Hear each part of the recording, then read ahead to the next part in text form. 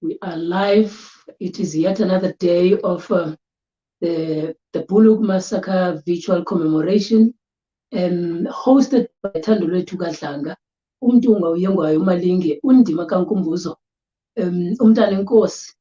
Namhlanje I am humbled and grateful to have a guest of a great caliber, and one of the persons who has taught me a few things about ibandla likaThixo lengcwele zikaKristu, utata umvangeli uCameron Mavuso Dokoda. As you can see him on the platform he's on, and we have visited him at his house. Just for a few seconds, I'm going to open up with a sequence that we normally open with, and immediately after that we proceed with our program of the day.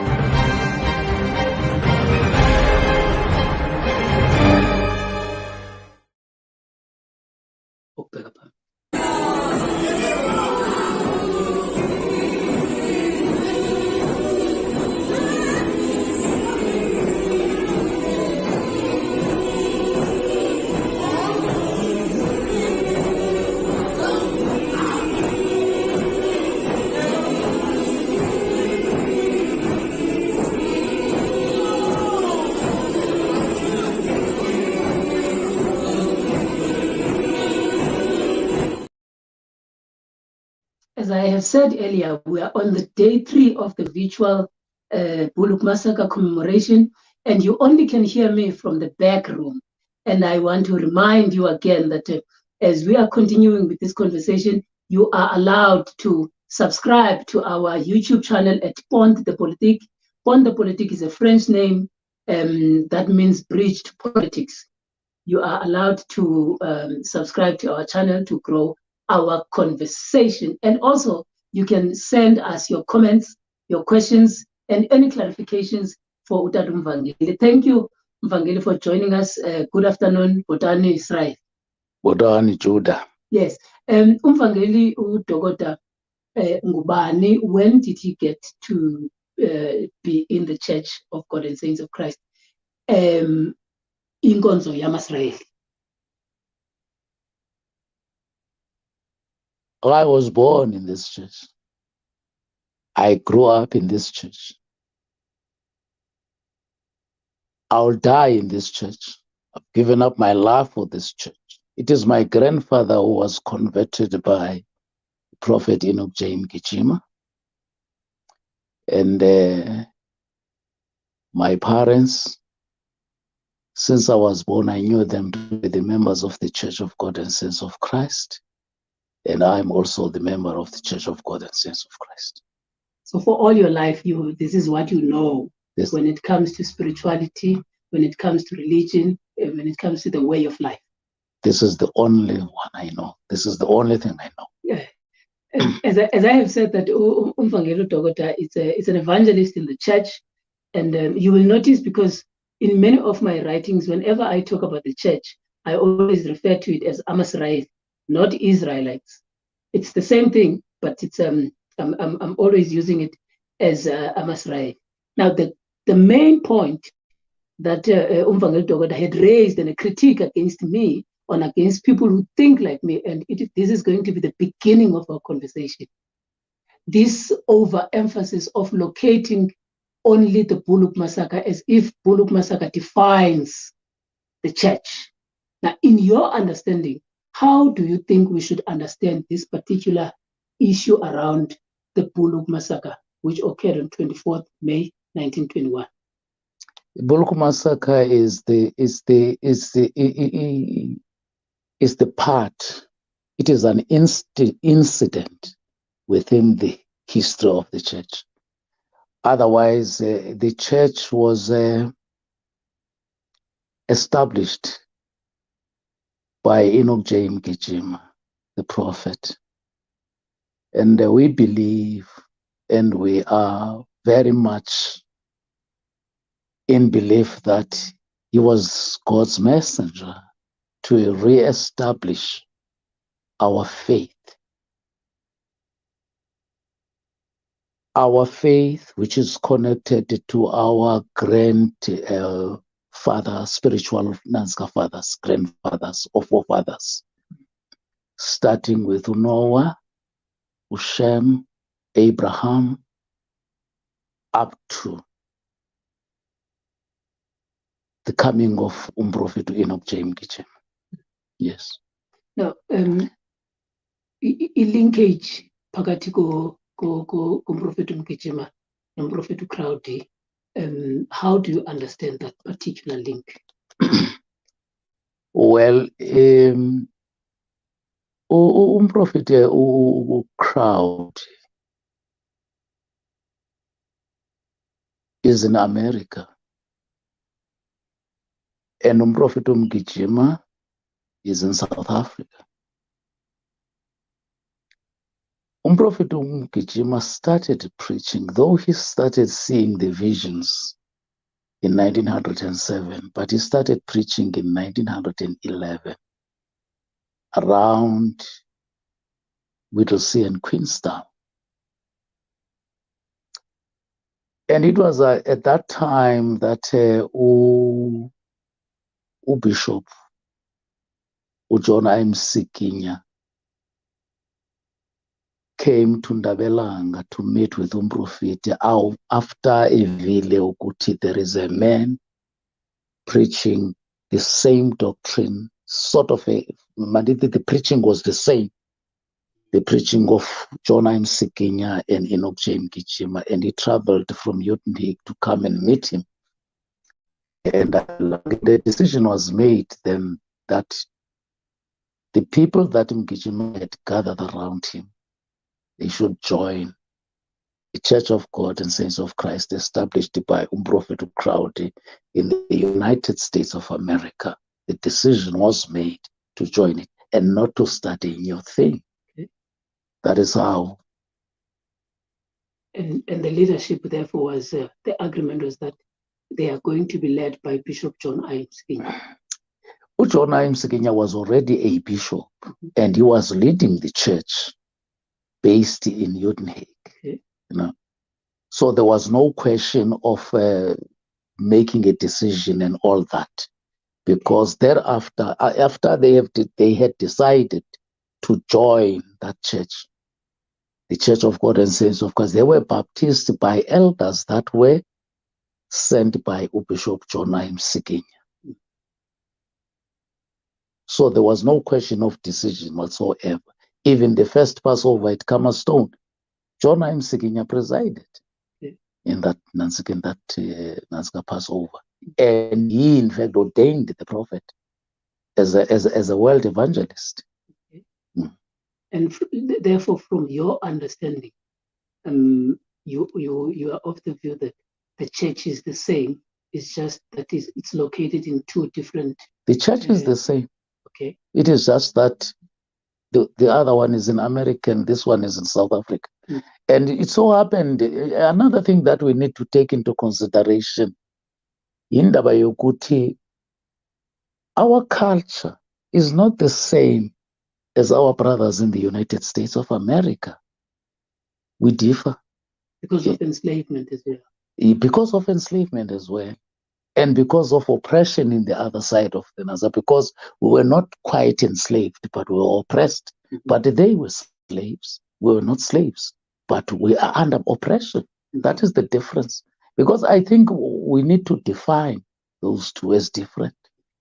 And therefore there's no contestation between the church as established, or the church in America, let's put it like that, and the church in South Africa. For you, there is no difference. There is no difference at all. And sibuyele kule ndawo ke mvangeli besithetha ngayo yentlekele yaseNtabelanga. Yokuthi in the current popular discourse, you would hear that even in government, you saw that in the 100th anniversary of the Bulhoek Massacre, there was a spectacle, there was a big hullabaloo, there was an installation of monuments. One of them is here at the Hexagon Hotel, at Hexagon Square. So there were all these things that you're talking about. But for you, you feel like there is something that is being abandoned, not only by us, I mean, not only by government, but by the people of the church themselves, as to they are abandoning the essence of what the church means, what the church stands for, and what the church seeks to achieve. Am I gathering you correct in that thinking? Well, thinking, yeah, when it comes to that is that number one, we elevate Bulhoek Massacre more than the prophet himself. Okay. The person who re-established, who in fact re-established our faith here in South Africa. We elevate Bulhoek Massacre as if it is the third thing, but it is not. Prophet Mgijima is the person who started who established the church, our faith. So inkonzo ke uba if uyayijonga inkonzo yethu ayinaxesha lakho uMprofeti Mgijima at all. Yeah. We do not commemorate or memorialize uMprofeti Mgijima at all. Ifocus yethu is on the, I don't know whether I'm correct to say focus, but sijonga kwinto yeBulhoek Massacre, which is now overtaken by politics more than the spiritual aspect. The politics that are dominating now the Bulhoek Massacre, and the church is leaning on government. It's leaning on politics. On politics. In order to make the Bulhoek Massacre known by the world, which is wrong.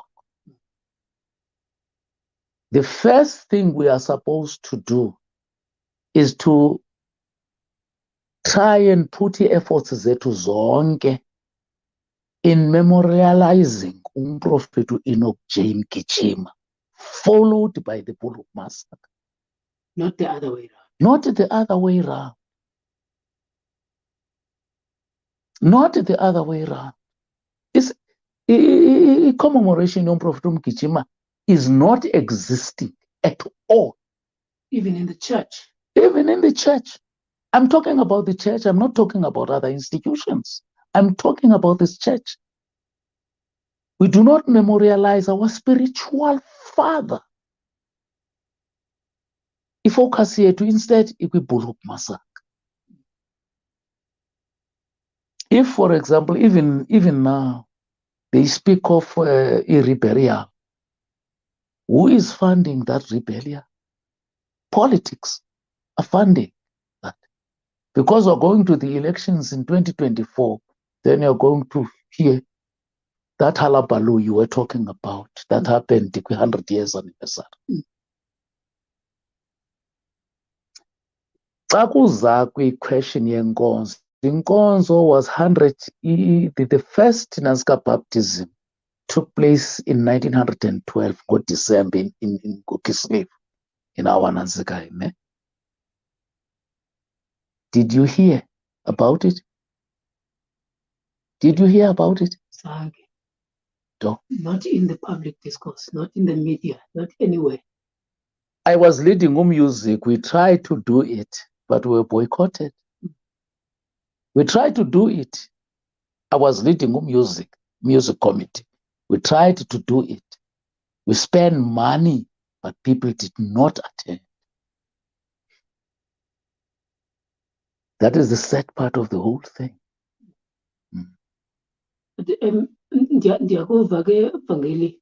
On this thinking of saying Bulhoek Massacre is as a result of the coming of Prophet Mgijima. Yes. And therefore it should follow that particular trend. Exactly. The coming and the, if we were to call Ilandeze Bulhoek Massacre the pinnacle of Mgijima's messaging.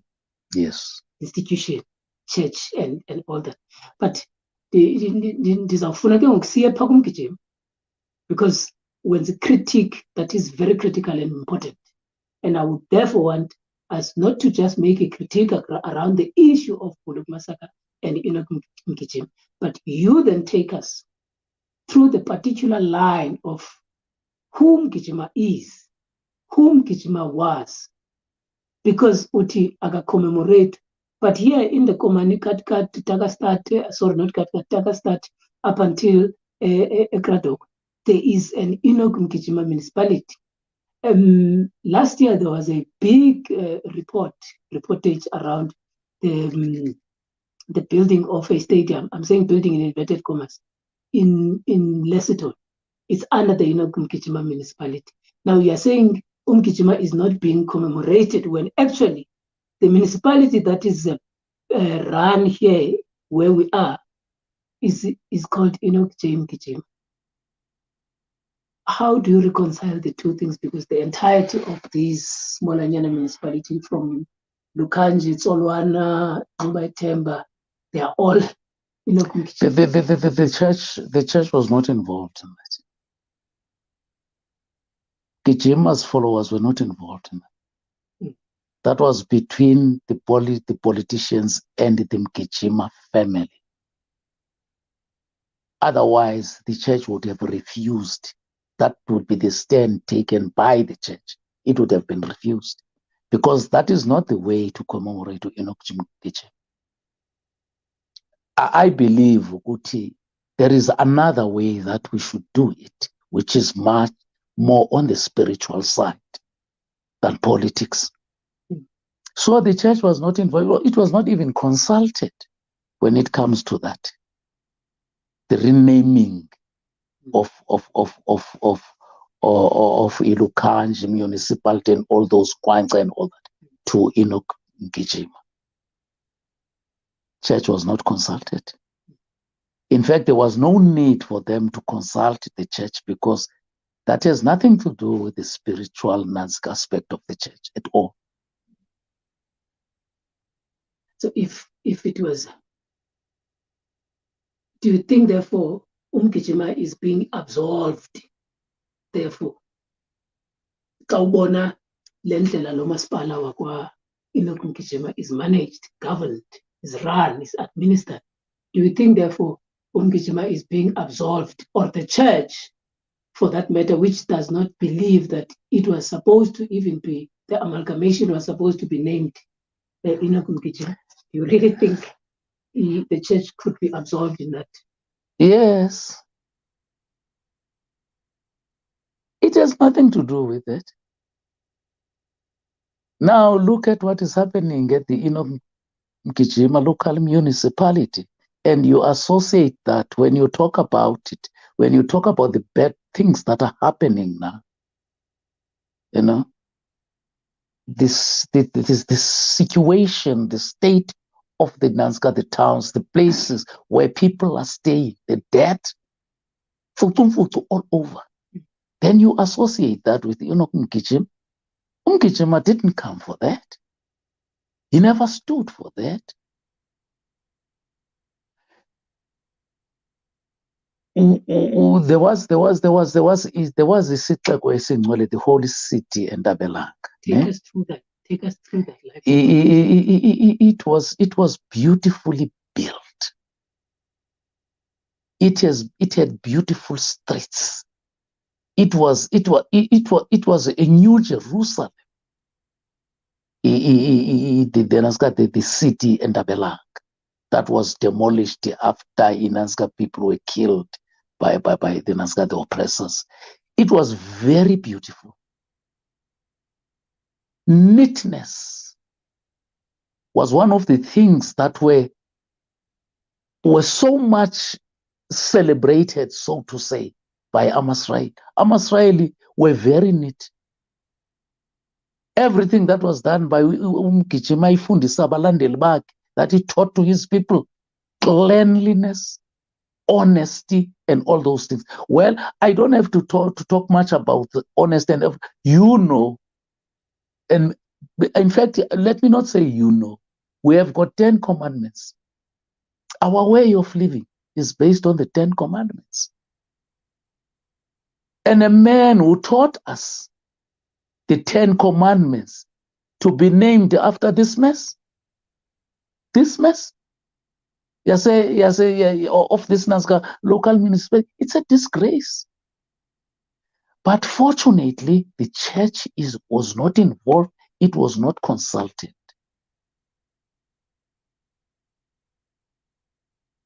Then that is what is good about the whole thing. Otherwise, if the church was and agreed to this thing, that would have been I do not know how to name it.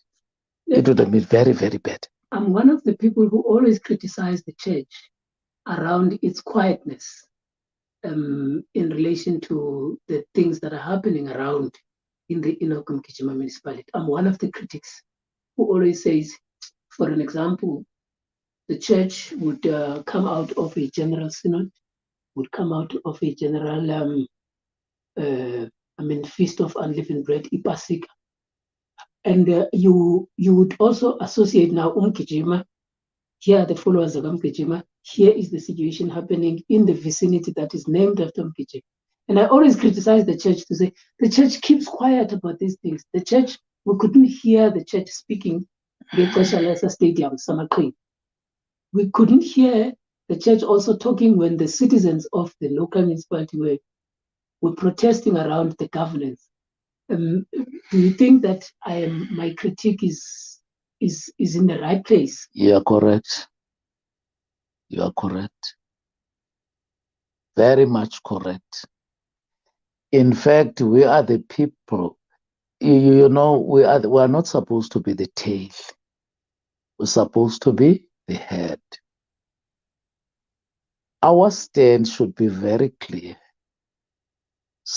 We should stand for peace and justice.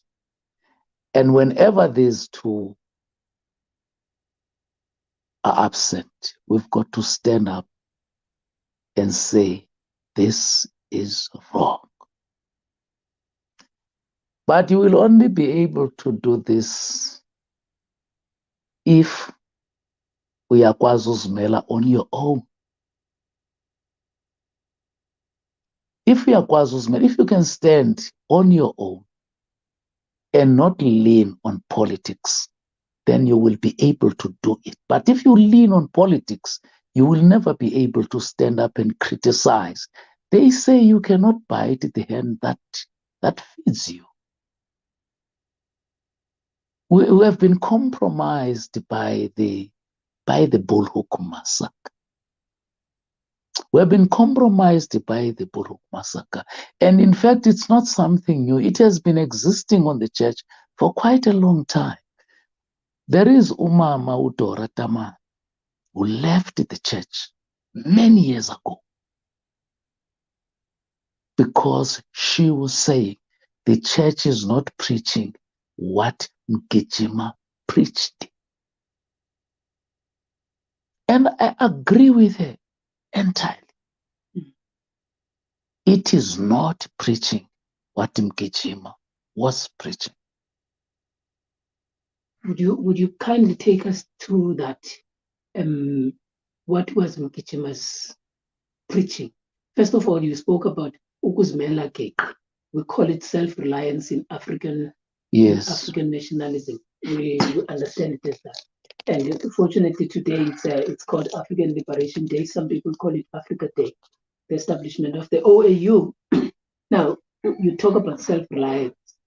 Can you take us then, for the purposes of the viewers who are watching, who think that they know what Mgijima stood for? Actually, they do not know. What did Mgijima stand for? What was the type of sermons or what is the type of preaching that he wanted his people to get a sense of? You see, Prophet Mgijima, he was sent by God, you know, to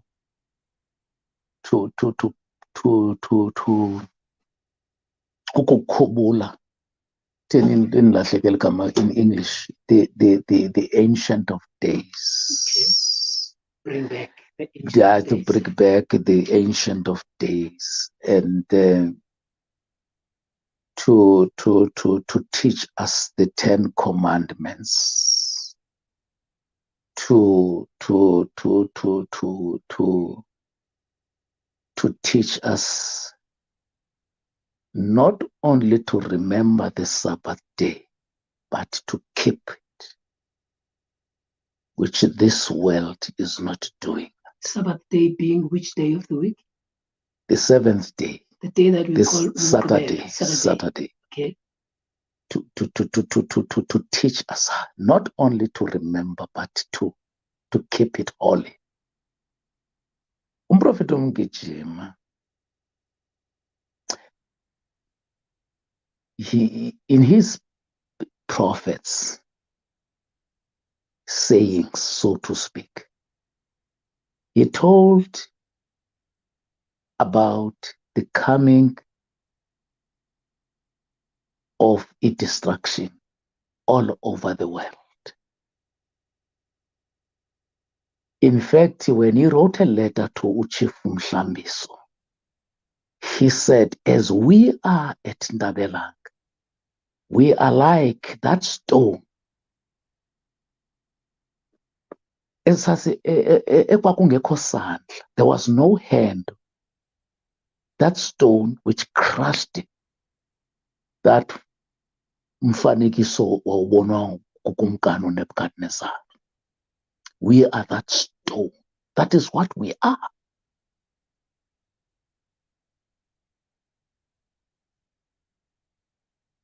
That is what we are. Keeping the Sabbath, which the world is against, and by so doing, bringing back the ancient of days, connecting us to the way of, to the way of life that was lived by Abraham, Isaac, and Jacob. Teaching us the 10 commandments which were given to Moses by God. Those are the things the world has nothing to do with. Then, for us to be able to do that,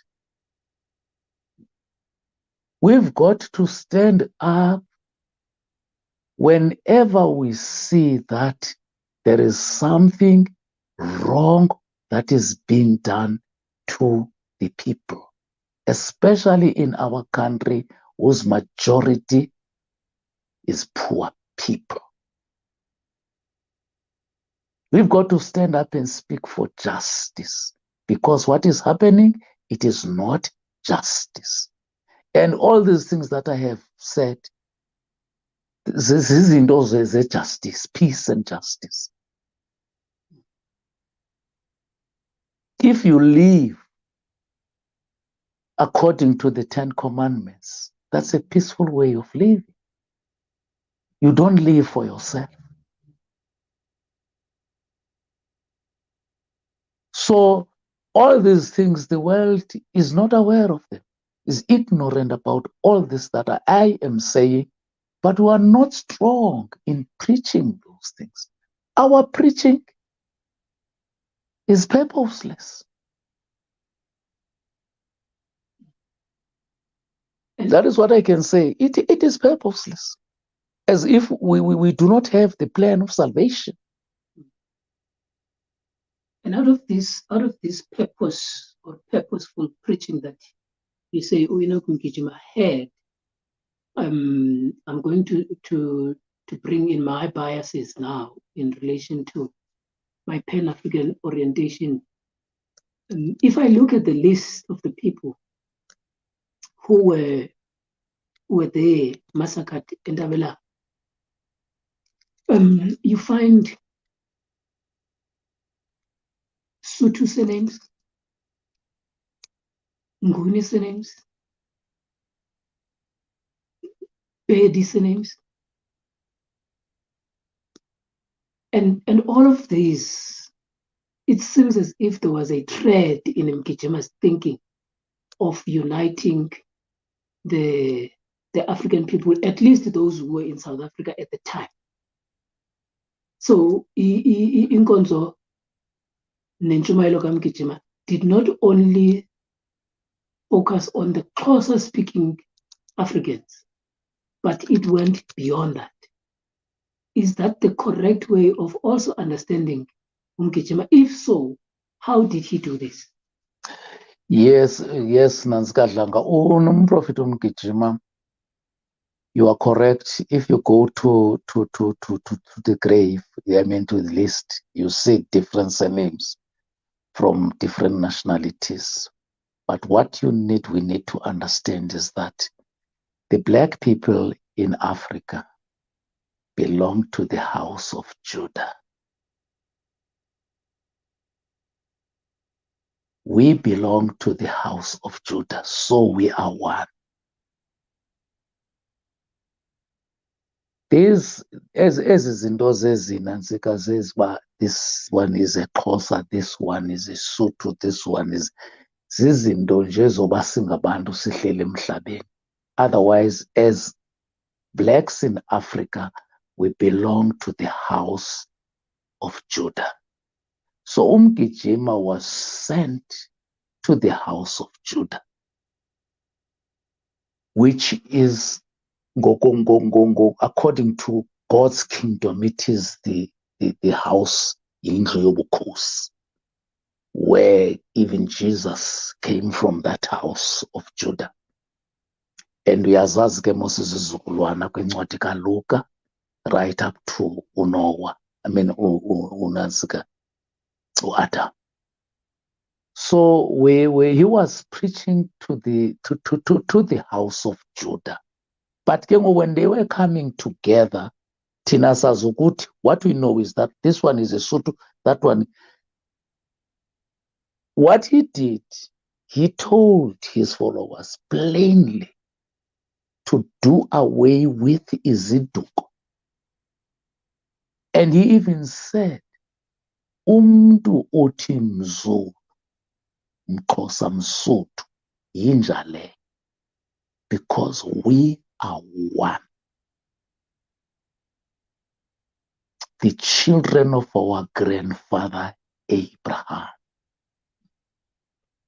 So you're finding the thread here of to the viewers at home, those who also understand this day, the 25th of May 2023, it's the African Liberation Day or Africa Day for some people, and some of the great leaders of African nationalism in Africa had engaged also this similar thinking of saying, do away with tribes, rather stick to nationality. Now, Utata Mvangeli brings it out from ethnographic level and he places it at a spiritual level, and he gives it equity. The African people in Africa belong to the house of Judah. Now, the African nationalist leaders, they were engaging it at a political level and at an African nationalist level. Julius Nyerere is amongst those. Kwame Nkrumah is amongst those.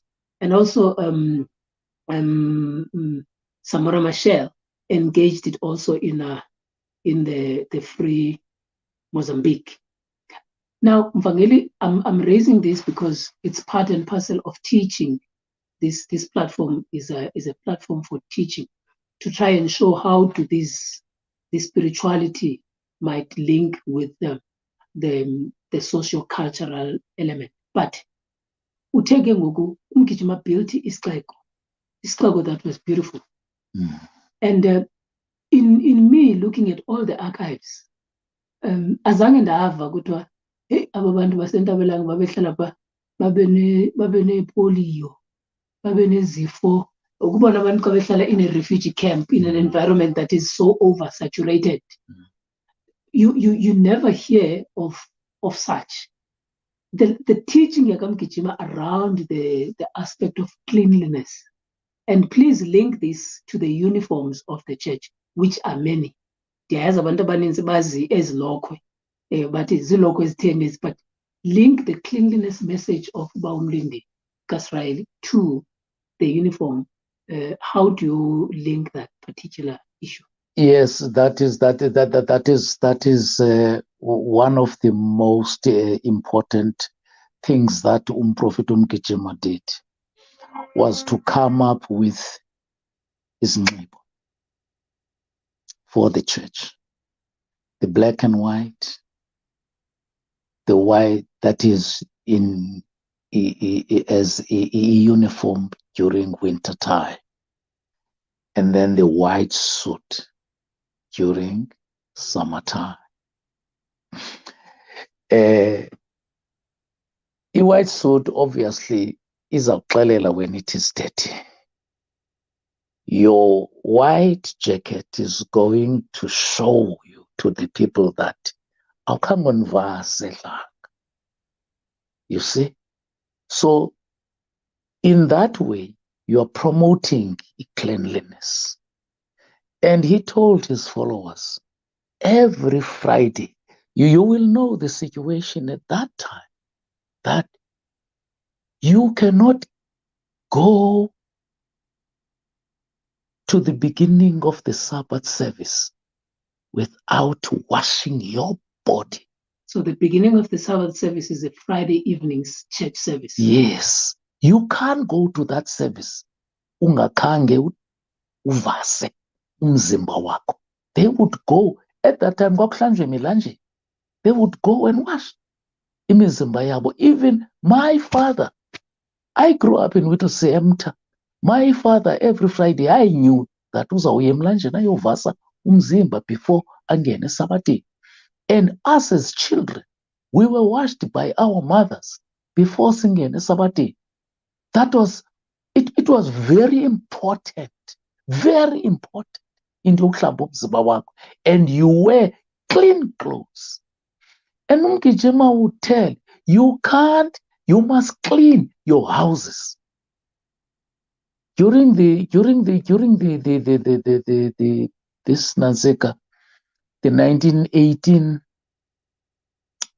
pandemic, was it a pandemic or it's called pandemic in popular literature? The 1918 pandemic.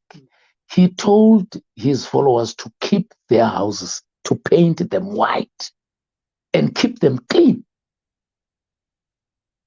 in order not to suffer from that type of disease. And in fact, yolonto yenzeka kangangentoba many villages up Eastern Cape abantu babekholisa uzipeyinta mhlophe because they believed that if their houses are white, then bazakusinda from whatever kind of disease. So cleanliness, that is why kungazange kubekho sifo eNtabelanga. Akuzange kubekho bumdaka bufunyanwayo eNtabelanga. Not a single one of those policemen, even those who were demolishing those houses, who said there was filth, they were just seeing a sea of filthiness in Ntabelanga. Nothing of this sort. Everything, everybody was clean. So the city itself, the holy city, it was really a holy city. It had its streets, they were clean.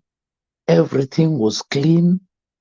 The tabernacle of congregation was clean. Everything was clean in Ntabelanga. And here in this city, what amenities were there? Well, there were no amenities because it was still new, because Bulhoek Massacre, they started building that city. It was started building of the city on the 20th of August, 1920. And the Bulhoek Massacre was very early in 1921, as you can see. So it was over a very short period. So I don't find any amenities that were there because the place was still very new. But they had to move fast in building it. They had to move fast because people were converging to Ntabelanga to hear the prophet. And in order to be able now to accommodate those people, they had to move fast to do that sit. Yes. Let's go now to the spirituality, because I want us to delve on the aspect of the spirituality which we started with, and you said it is important. I always hear where I stay. You always say when you are hosting any event about Mgijima, you must ask them about those clothes and why they keep on doing. What are the significance of the march that is always seen either on social media, on TV, the march that AmaSirayeli do? That is the first one, the significant spiritual. But also, two, you spoke about all these uniforms that you're talking about. The interest is always around the short one. And give us the spiritual significance of those clothes and how you worship as AmaSirayeli. Give us Let us start with the march with this Samagoch. We use that uniform, we wear that uniform during the Passover for 4 days. So we commemorate in Ansika, or we celebrate that feast of the Passover. That march, it signifies, it symbolizes ukuphuma kwethu elizweni leJiphethe. When Pharaoh was chasing us towards the sea, that is why you see that march. Kuphuma kwethu eJiphethe. In fact, I wouldn't emphatically say kuphuma kwethu eJiphethe, except to say that it signifies the passing of the angel of death, the death angel. When it saw the blood, then it passes over that Nazca, that house, and it would kill Izibulo in every house that did not have the blood on the doorpost. The signs. Yeah. So la march, it signifies that angel would pass over all those houses that had blood. When it saw the blood, it would pass. That is the spiritual significance of that march. Okay. And what else? We were asking then the meaning, this Samagocha. This Nazca, this abantu abaninzi would think that perhaps isasinxibo sasenzelwe iBulhoek Massacre. No, it was not for that. I don't believe so. Because siqale unxitywa in 1917. And iPassover yayisemCheula, in one of the villages that are close to Ntabelanga, in 1917. And Prophet had this prophecy that abantu they want freedom, but abantu will not get freedom. Kude kubekho abantu abayawubulawa ngenxa yelizwi likaThixo. People that would be killed for preaching the word of God. So wathetha ke yayifirst Passover kunxitywa esasinxibo in 1917, the first Passover sinxityiwe. Esi siprofeti esho asikho phambi kokunxitywa kwaso, not before that Nazca uniform. It was already worn in the Passover when he said that prophecy. And it was not called Isinxibo Samagocha. It was called Isinxibo. That regalia is for the saints. Sisinxibo sabangcwele. That regalia is for the saints. But now it inherited lendo yale Nazca yale yesinxibo samagocha, because when they were killed in Dabelak, babinxibe sona, you know. Yes. Then that is number one. The other uniforms, I would not be able to tell you the spiritual significance of a black and white, except to say that it's a winter Nanska uniform that we wear. Number one, inkonzo yethu believes equality. We believe that people should be equal. And so therefore, black and white, when you look at us wearing a black and white, you see nothing but equality, that these people are equal. Akukho mntu who is higher than the others. That also applies to the white suit. You know, that we are equal. Before the eyes of God, we are equal. If you were to say to me on the spiritual side of it, I would say before the eyes of God, we are equal. And what you need to understand also is that people are coming from different backgrounds. So in order to bring those people together so that they are united, you've got to show that kind of equality. What about the funerals? Well, Prophet Mgijima, he came to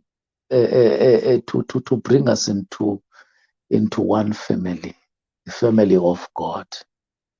When we grieve together.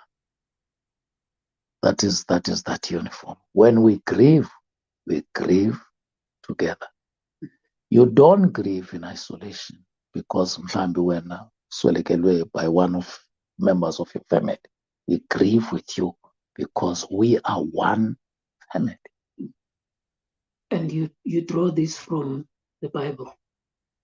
Yes. When Miriam died, AmaSirayeli had to grieve for 1 month. When Aaron passed on, AmaSirayeli had to grieve for 1 month. They couldn't move. They were set one place. During their wanderings in the wilderness.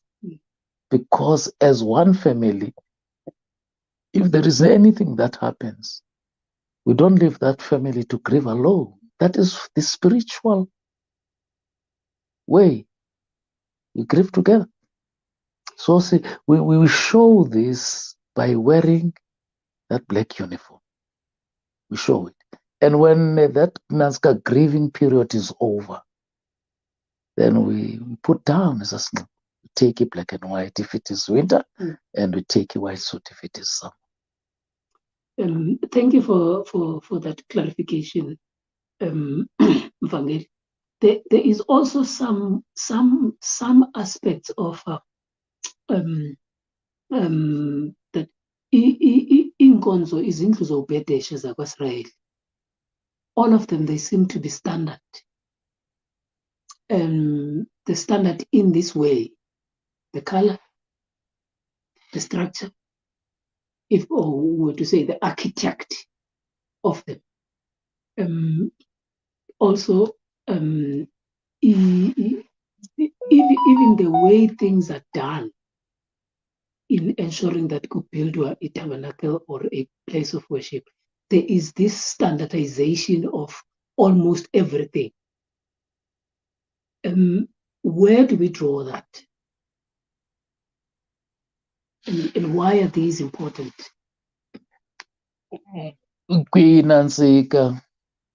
In our constitution, that smallanyana blue book, on the first page of it, it has got the Nanska design of a tabernacle, which was built a Gamma stone, which was the first tabernacle to be built up as well as a Shiloh thereafter. I think it was followed by a Shiloh. So it was copied from that design. First page, the constitution, the way, the standard. So it became a standard all over, with the exception, of course, of the temple. Though the temple looks more like all other tabernacles, but the design at the Nazca, the rostrum, is different. There is no tabernacle that has got that kind of design. You know, the old Nazca. In fact, this one is not finished yet. Those things are still to be done. So that was the difference. But otherwise, it was copied from that design, which was on the first Nazca. The other day. Then the color that you are talking about, I think it's taken from what Mgijima said in 1918 when he said to the Israelites to paint their houses white. So I think it's taken from that. Yeah. And in fact, white, you know, what is the meaning of white? You know what it means. The spiritual significance of white. And for those people who don't know that inside the tabernacle of AmaSirayeli, it's blue. Yes, it is blue. It is blue. Yeah. And the blue represents sky blue. Sky blue. Yes. It represents an environment. It is an environment. Yes. Of closeness to God. Exactly. So I know that I'm raising these questions in Vangeli because when we began this session, this series, we realized that there were questions that were being asked about who are these people? What type of church is this church? And we thought it was important that at least we should put it across that there is this particular orientation around Mgijima and what is this church about? Now let's go to the other aspects which are more now probably technical. Here you see that inkonzo ingena Saturday, and ordinary people would say, but no man, Christian churches, they worship on Sunday. Here is the church also. Instead of celebrating Easter, it celebrates a 7-day Passover. Christian churches have got 3-day, 4 days Easter. Here is the church. It thinks about a general synod or a general assembly, which takes about 7 days, which draws from the Solomon inscription, bringing in the men to come and engage. Here is the church also talking about that they belong to the house of Judah. And there's this linkage of kungati kukhona, this breakaway in the thinking theology of AmaSirayeli. There's this breakaway from the traditional Christian Orthodox. Now, how would you then define? I don't like these things, but I'm asking this question. Lendo boxer, we make it in a particular box. Ungayichaza njani inkolo yamaSirayeli in all of these nkolo zikhoyo? Prophet Mgijima, the type of theology he brought is a theology of liberation, I should think so. That has this spirit of prophecy in it. And it's the spirit of prophecy started with Noah, as I said to you, then Abraham, Moses, and all the other, Jesus, and all the other, Moses and all the other Nazca prophets after him or before him, but if they were prophets before him.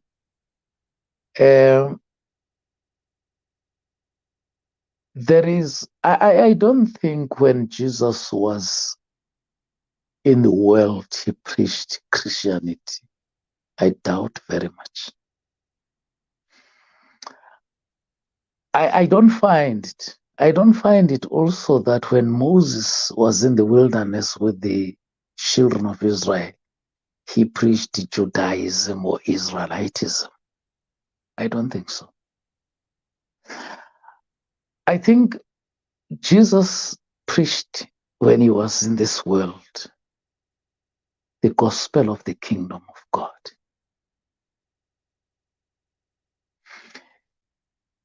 That applies also to Moses, the lawgiver.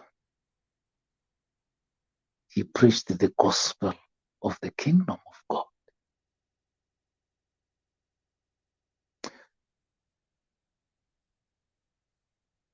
So Christianity, I do not know what is Christianity. I do not know what is Judaism. I do not know, but what I know is that as the children of Israel, we are the saints of the Most High God. That is what we are. And we belong to the kingdom of God. The kingdom of God is divided into two. There is this spiritual realm where God resides. And then kubeko, this one which is in this world, which is the church of God and saints of Christ. It has nothing to do with the denominationalism. The church of God and saints of Christ is the church of God and saints of Christ everywhere.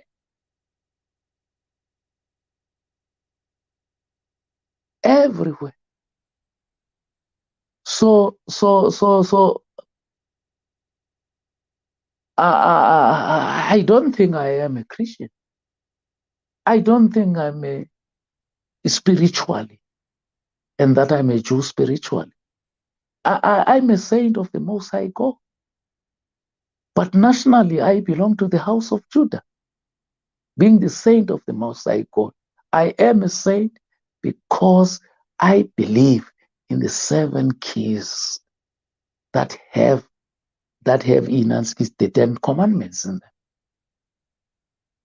I believe that Jesus Christ is the Son of God.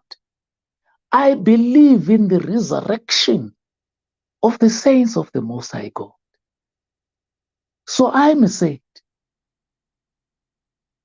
I can't call myself a Christian. I'm a saint. I see. I hear that, and thank you for that. You're talking about as we going towards the end. Now we're bringing it back into our society. Mgijima organizes people.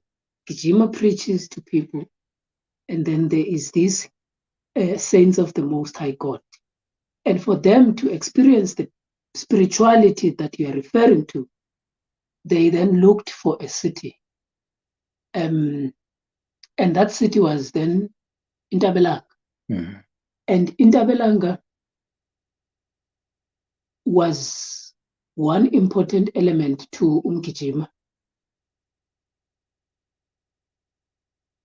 Was it important because of the location?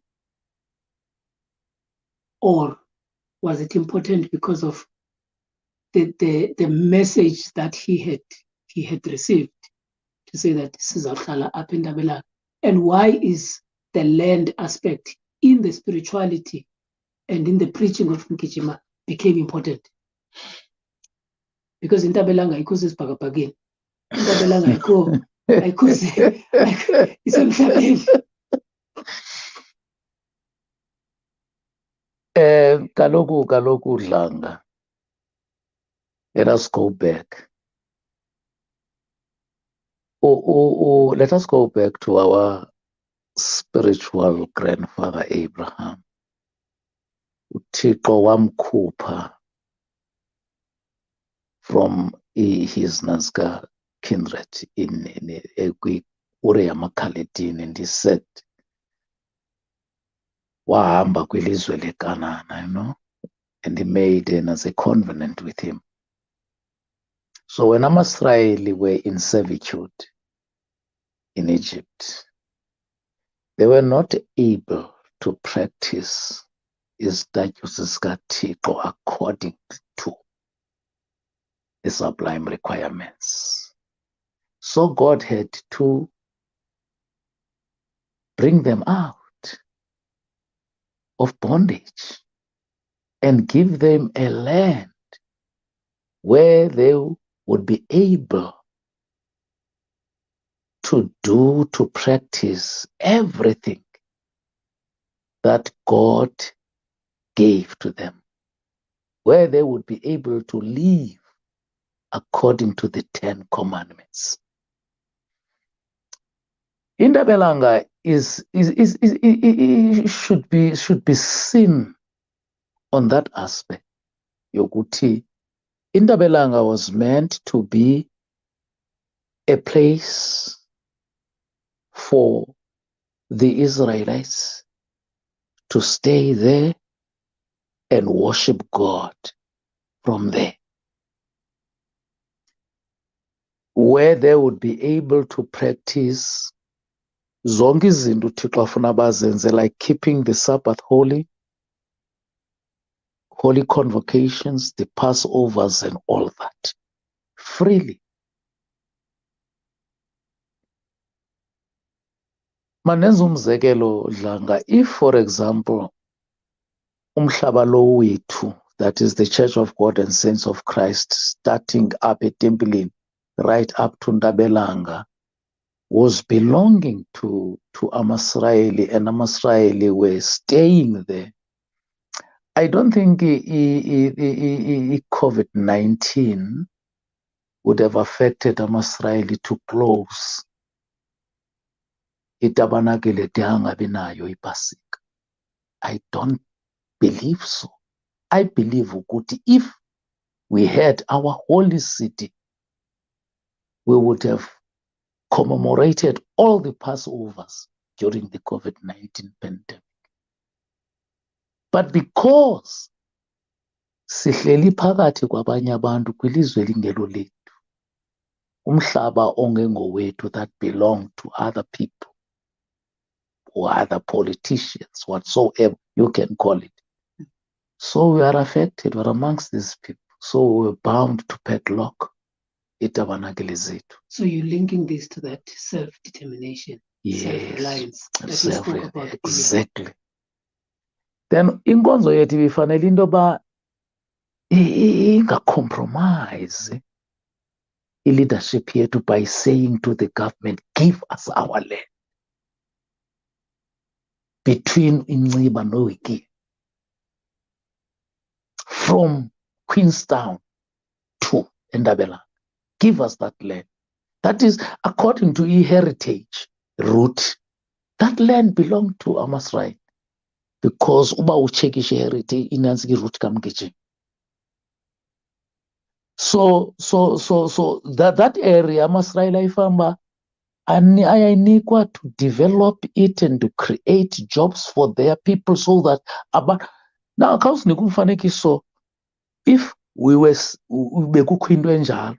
when people would work on Friday 2:00, they put down the tools, zomsebenzi, and they prepare for the Sabbath.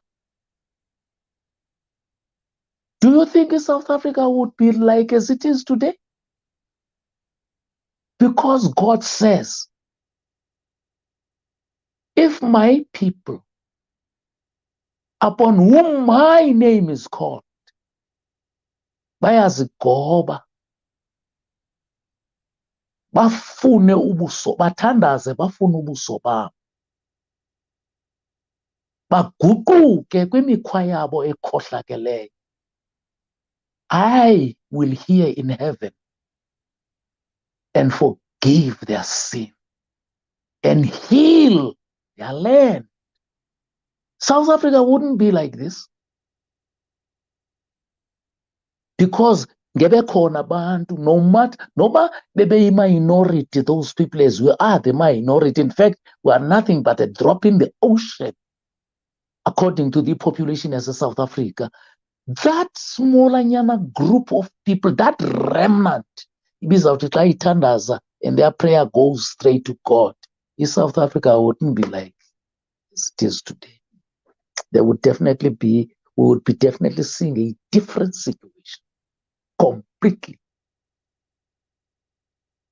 But because I do not know whether at AmaSirayeli we do not know exactly the Church of God and Saints of Christ, or we don't understand the preaching Mgijima. I do not know. As far as I claim Alenda. And another thing is South African government has nothing to do with the Bulhoek Massacre. At the time Bulhoek Massacre happened, South Africa was a British colony. So the British government is guilty of that. Guilt. It is the British government that's supposed to see to it that AmaSirayeli are compensated. Galando bayenza payendabela. So AmaSirayeli ke befamba analo mhlaba, that piece of land within South Africa. I-Orania ndithi khona ikhona kuthiwa i-Orania ne? Yes, that kind of piece of land. Not that they wouldn't be governed by government. Yes, government, everything, but now that piece of land where kuzawuthi kuthiwa ayingeni moto ngeSabatha, kuthiwa ayingeni ngemoto, finished qwaba. And that place remains quiet. There's tranquility on the Sabbath day. Then we would be seeing a different South Africa.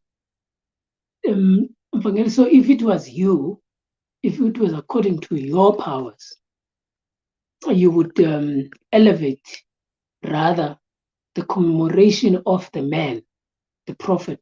Yes. Rather than the commemoration of the Bulhoek Massacre. It would come after Mgijima.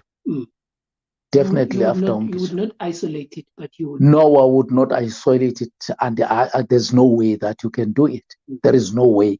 Because, they died because the Sabbath day was concealed. 10 Commandments buried. So they had to bayihole phansi kwerhamncwa iSabbath. Because usho uMgijima kwathi bathi sihola iSabatha irhamncwa liqoshele ngayo. So you can't. They're supposed to go together. Mgijima then followed immediately by the Bulhoek Massacre. Go back at Masidi umuntu who has watched this 1 hour 7 minutes of the conversation that we are about to close, and for you, Mvangeli, when you would say, if you did not hear everything that I said, what is this one thing that you would like our viewers to take home with, so that when they sit down tonight, when they sit down tomorrow, or any other day, watching this, because this is going to be archived for a long time.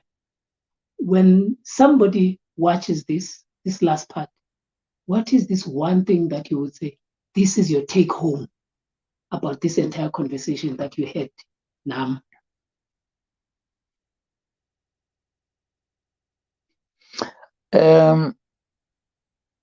I think, Idlanga, what people should take home is that God has a plan of saving our people, of saving his people, not our people, sorry, of saving his people from the bondage of sin and darkness. He has a plan. Which abantu bebefanele into yoba they know about that plan. They know about that plan. And I'm sure if it were not for the Bulhoek Massacre, which had a very serious impact on the growth of the church, maybe many people would know that God has a plan to save his people from bondage. we are in bondage.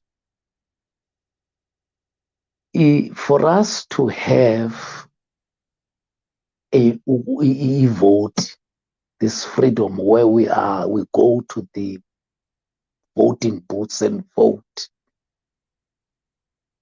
it is nothing. It is nothing. Look at our people. Look at our situation. It is nothing. Then we would be praying with a stronger voice. God would be much pleased to see a bigger number of people exalting his name above the hills. Surely he would have mercy upon the masses of this country. And for you is that the masses of the country, they need to look at Enoch Mgijima from a spiritual perspective. Yes, sir. That is what they're supposed to do. He was a prophet. Much as he is Mayekiso's son, but he was given a different body. And you can see this because he preached not from people he did not know.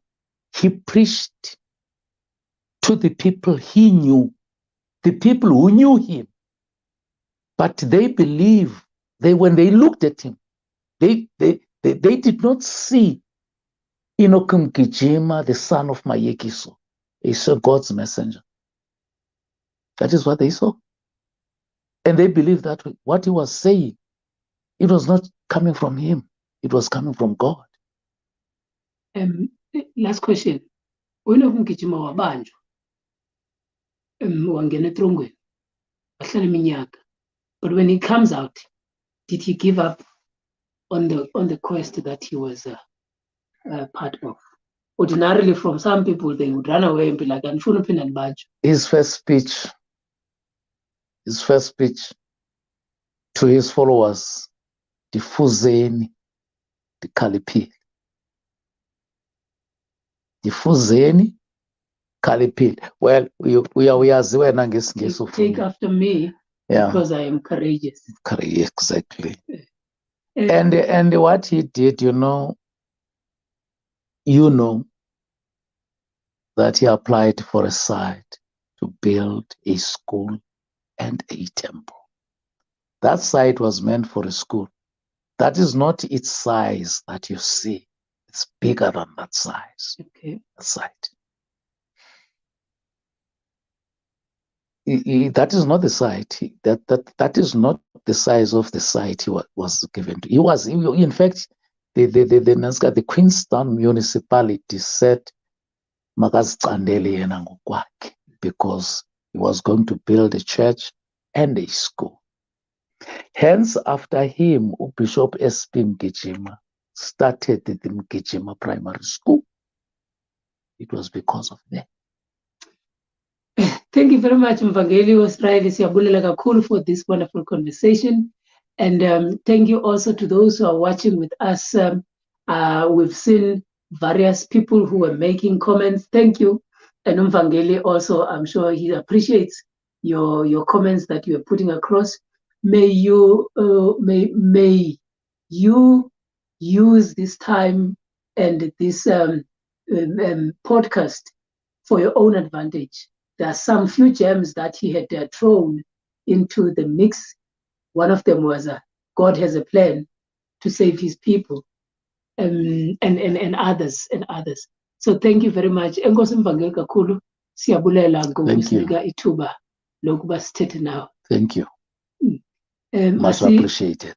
Siyabulela ke AmaSirayeli, sithi ke ngesi-Israyeli xa sivala inkonzo sithi nguJuda oqala mabini anesine mabini anesihlanu. Thank you very much, and see you again tomorrow when we will do a critical analysis, including an academical exposition of the Bulhoek Massacre and Enoch Mgijima with Thando Lethu kaHlangu uMntungwa uYengwayo Malinge undima kaNkumbuzo uNkomoshe.